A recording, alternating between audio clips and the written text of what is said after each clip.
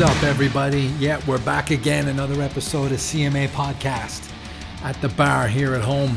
Ideally, this setup would be in the gym. We're looking to get this studio scenario in the ring in the gym. So that's the plan. So you're not going to be seeing much more of this. Hopefully we'll get somewhere soon. Right now, today, the conversation was with a guy called Khalid. He's a Taekwondo artist, Taekwondo coach. Someone who has been truly super inspiring for me over the last couple of months. I've been watching a lot of what he's doing. He's doing Instagram live videos as like interviews and then producing them out as podcasts through all the major podcast spaces, Spotify, Apple, Google, you name it. I went on his podcast last week. I had a great conversation with him. I invited him to mine and I wasn't expecting a yes, but he's such a cool guy. Came on the podcast today. We had some minor audio issues. We hopefully have fixed them now, so I'm going to re-edit all of this in. But this is Khalid. He is in Cologne, Germany. Obviously, Germany has suffered over the last week with the floods. The water recedes in Lucerne, Switzerland. Everything back to normal, hopefully. But yes, I spoke with Khalid today. Great conversation about our fights and just general thoughts on fighting as we go forward. So I hope you enjoy this. Nice one. Awesome. So I'm here with Khalid, Taekwondo artist, Taekwondo coach, right? Yeah, hello, brother. I appreciate you for taking the time. Yeah, I do Taekwondo, Muay Thai, but also grappling, because like John Hackman always said, if you want to be a true martial artist, you need to have every aspect, not just the partial artist. So that's why it's important to do a little bit of everything. Absolutely, man. It's great to have you here, man. I was on your podcast last week. I had a great conversation with you. Anytime. I think we're going to talk about fights today. Obviously, your first fight. I remember my first fight. It was a very nerve-wracking event. It was. I was a late bloomer. I think my first fight was when I was like 26, maybe 27.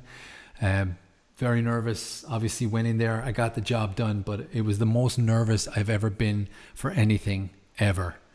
I want to ask you, what was your first fight experience like?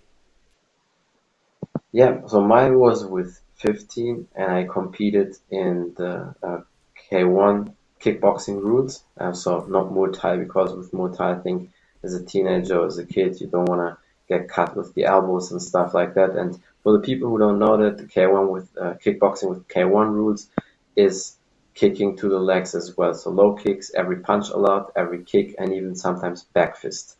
And with the classical kickboxing, especially like it was back then in Europe or America with the long pants and the foot protection, is kicking from above the waist. So every kick above the waist is allowed in every boxing technique, but no low kicks. And I think like it takes a big weapon away if you take low kicks out. And so I was for whatever reason not nervous when I had my first one. Not nervous? I don't know what was. Yeah, it was weird. I don't know what it was in my brain. Maybe because I was just that very young, and I felt like I was, but definitely rushed into it. Because when your coach asks, "Do you want to fight?" you say yes.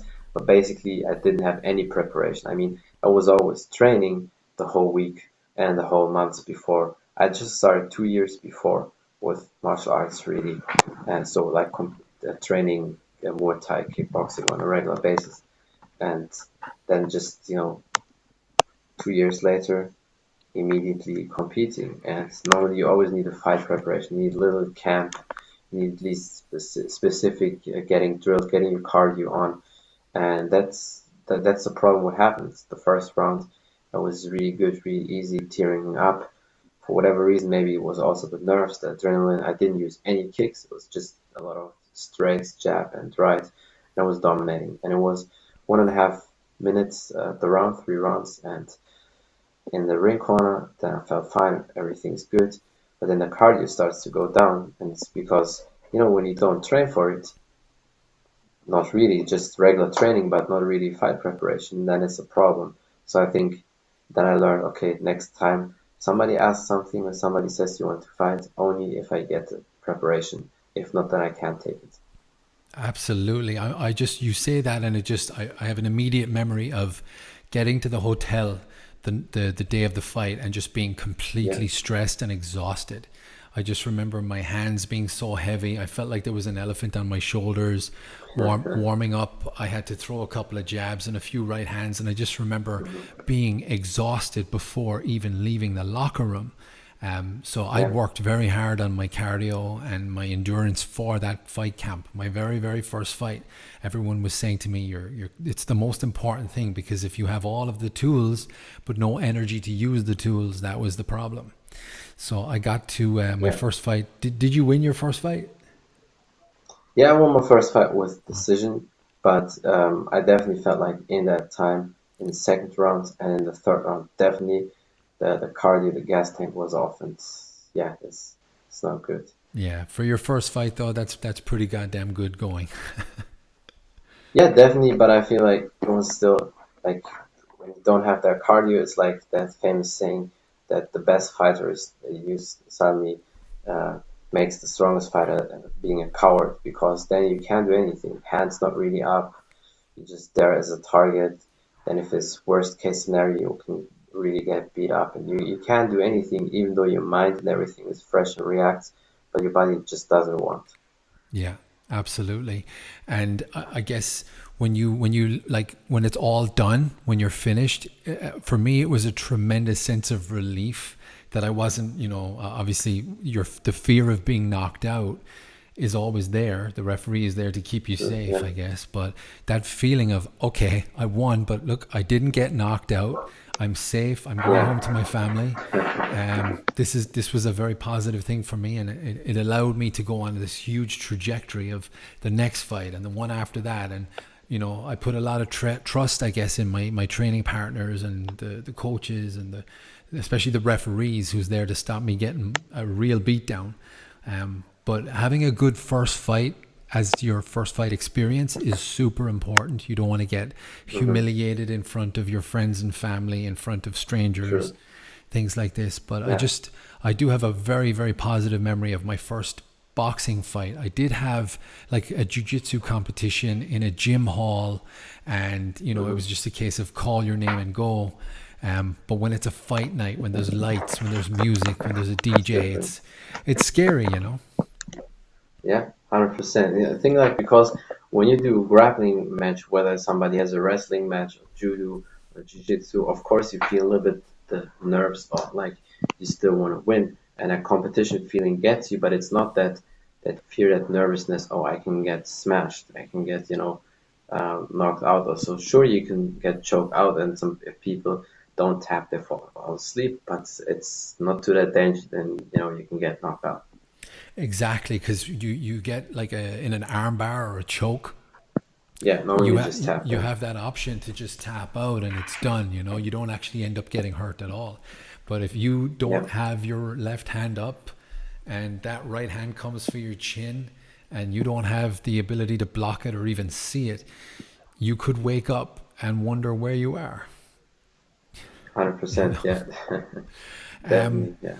So what like my next question would be, after your first fight, you had many different types of sport competitions. What was your trajectory like? Did you get bitten by the bug and you just wanted to keep going, next fight, next fight, next fight? hmm Yeah, it definitely was like that because I felt like the first one, even though I won, but it was not satisfying because I hate doing things when you're not prepared, when you're just throwing in. And I mean, if it's normal things, harmless things, or here and there, like a school test, stuff like that, that's the thing. I didn't really need a lot of preparation. I can do that. But I feel like I hate doing things when it's not to my best abilities. And then I said, okay, next time if I compete, I need specific intense training, not just our normal training and sparring alone, although sometimes it is enough with kids, but I would still need special attention. I said that to my coach. And I mean, I'm still training with both of my coaches since I started with martial arts, my Muay Thai coach and my Taekwondo coach. My Taekwondo coach was in the first Olympics in '88 in Seoul, South Korea. He's 57 now, so with only 24 he was there. And then as a German guy, because you have to remember when you fight against the Koreans, of course some of them are definitely clear better, but Koreans would not allow that.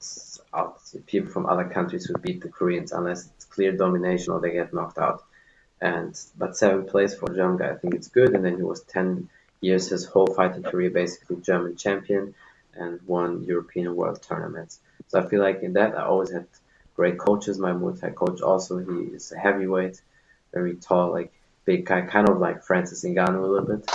And Wow. so I feel like I have always good guys when it comes to that, and that's why I felt like okay, with these guys I definitely can do good competition. And then I did 10 Taekwondo competitions and 10 not Muay Thai kickboxing, K1 kickboxing competitions.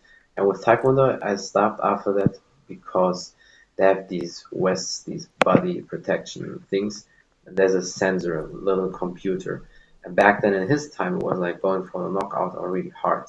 This time, they figured out that when you sometimes get very close and then you barely touch somebody, you get immediately even a point. And then people get that lazy where, okay, well, if I can just win, then I outpoint you. And that's something I didn't really like. And that's why I stopped the competition there. And it's sad because, I mean, I still train on a regular basis with Taekwondo. And once a week, I have sometimes even my personal training with my Olympic Taekwondo coach. I definitely feel like it helps me with my kicking and the footwork and everything. But as far as the competition, because of that pointing style. So yeah, I definitely don't want to do it. Wow. Intense. When was the last time you've had a fight? My last fight was like 5 years ago, almost 6 years ago, and then I was always competing, fighting at the weight class 70 kilos, 155 pounds. Because I'm Wow. unfortunately only 5'9", All and right. then the problem is as an amateur, you cannot have it like in the UFC or the pros with the weight cut, weight water cut. So you have to deal it with nutrition. And when you do it with nutrition, I feel like you can't be more than 5 kilos, more than 11 pounds off your fighting weight class, Yeah. because then it's too much. 5 kilos in 2 months, when you know, okay, your fight is in 8 weeks, you just reduce the calories, 300 calories less, 500 calories less. It depends where you stay at. You can manage it, and then it's no problem. And then the last week, normally you just have 1 kilo, so 2 pounds, and then you just can do running, sauna, stuff like that, and you get it off. And that's healthy also. But that's why I said, because I felt always stronger for that weight class because of my kicks and I'm very explosive. And then I said to my coaches, I'm a bit sick of staying always in that same weight, and I can't really build up muscles because I feel like they give me more strength, but it's not good because I don't want to cut that all down. And I said, yeah, I will step back from competition and evolve as a martial artist. Then did also jiu-jitsu because you also need it. And I always, even before talking to John Hackman years ago, I always had that in my head. Well, as a true martial artist, I think you need to have everything, Yeah. every style, everything on Yeah, check. true. And Absolutely. yeah, that's what I did then. And yeah, when it comes to weight cutting, I tried the water weight cut one time and I said, I cannot, that's not Hmm. physically possible. When you don't do this full time, when you have a job, when you need to be at your desk, when you've got deadlines, you cannot be going to Yeah, the bathroom every 10 minutes for 4 days. that's You no know, good. Yeah. for anyone who doesn't know what we're talking about, YouTube the water weight cut for fighters. It's insanity. Um, yeah, my last fight was about 4 or 5 years ago as well, maybe 5 years ago now. Yeah, actually, it was against a guy who has become a very, very close friend of mine. We fought once Hmm. before that, and it was a very close fight. I lost the first fight, and I lost the second fight. It was a very, very close fight. The first fight, I thought I won. And I kicked up a Hmm. huge fuss saying, I want a rematch. I want this done again. I think I can beat this Yeah. guy. And I fought him again. I flew back from Switzerland to Ireland. And, it didn't go my way, but it was my favorite fight of all time because I got knocked down in the first 20 seconds. He skipped my jab and came back with a huge, like, right cross to my chin. And it was like Hmm. a flash knockout where I kind of woke up and I just saw the referee counting 5, 6. I'm like, oh God, I got knocked down. Get up, get up, get up. So I got up and I finished the round strong. I think I took the second round, but he was just very strong in the third round. But I just remember that being my favorite fight of all time and Yeah. knowing that this was my last fight. Hmm. And like, Yeah, I think you man up with that. I think that it was self-proof for yourself. You saw, okay, you can handle it. Because most people would have, they take the easy way, and especially if you don't get paid a lot, and they think, you know what, I just stay down and that's it. And Yeah. I think, if you would have stayed down, then I think your life would be different, because then you always have that loser mentality a little bit. I mean, if it's a flash knockout, you can't do anything and that's it. Or if you lose, you lose. But you at least showed heart, and you showed, okay, no, there's more to that. I can do things. I can get it done.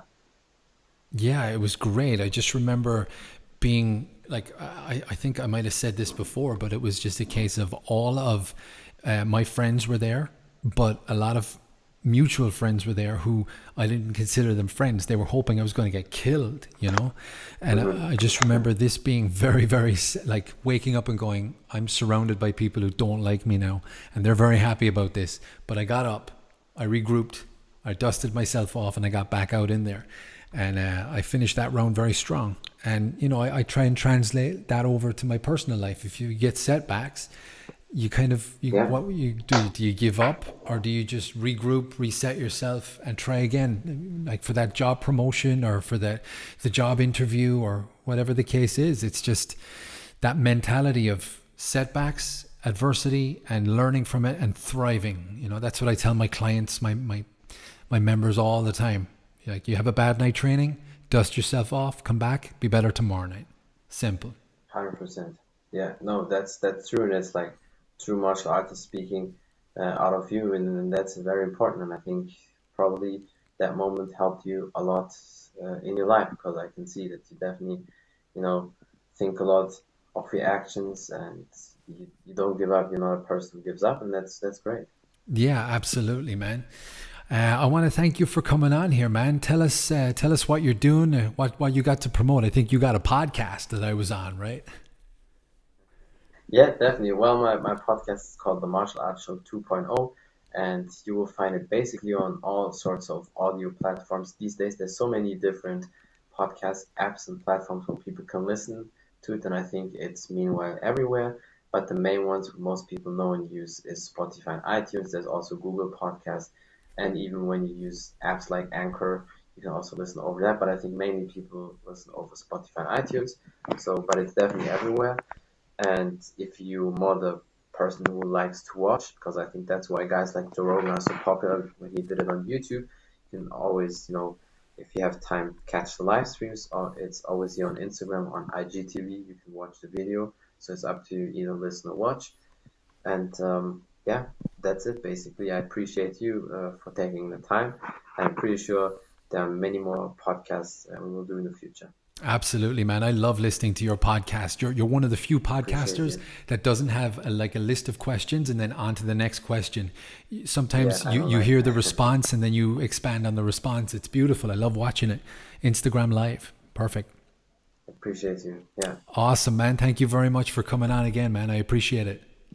Anytime, brother. Take care of yourself. You too. Awesome. So that was Khalid. Really cool guy, as I'm sure you can see. Really handles himself really cool.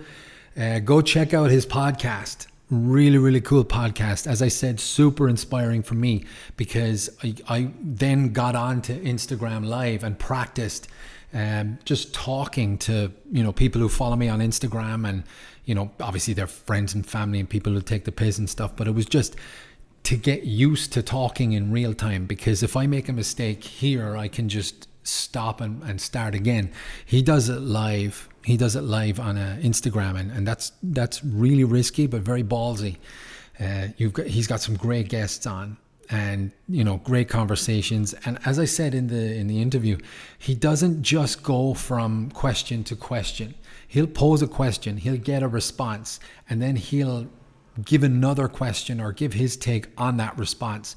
And I think that's the problem with the world nowadays, that everybody's just wanting to get their opinion or point across. No one's actually listening. They're just waiting for someone to stop talking so then they can talk. That's a real problem, and that's what we see on the news panels and things like that. Everyone just screaming, talking over each other. That's not good. That's not a conversation. What we want is, we want to talk. We want someone to listen and then we want to respond or react to that. And I think that's what he certainly gives me when I go on live. Truly inspiring guy, has really helped me in relation to this as a project, because podcasting, it looks easy, right? The finished product is easy, I guess, but getting it right, getting the audios right, getting the videos right. My brother has helped me immensely as well, which is like the tools that I'm using and things like that. So, it's all about who can help, and there's nothing wrong with asking for help as well. But that's a different type of conversation, right? Awesome. So guys, I hope you enjoyed today's episode. A bit quick, a bit rushed, but nonetheless, we get it out. I will come on tomorrow and I will talk about the very, very highly anticipated fight on Friday night. I'm sure you guys know who it's who's fighting. I'll try and do it in the most tactful way possible, because after all, I'm married. Paige Van Zandt is fighting Rachel Ostovich in a bare knuckle boxing match for Bare Knuckle Fight League or Fight Club or whatever it's called. Very, very excited for this fight, as I'm sure you guys are too. But yeah, I'll be back tomorrow for that. So thanks very much again for tuning in, guys. Follow Khalid on Instagram. It's Taekwondo Artist. And enjoy his podcasts. He does them live, so in real time, and then he reposts it after, and then they go up on the podcast hosts. So thanks again, guys. Rock and roll.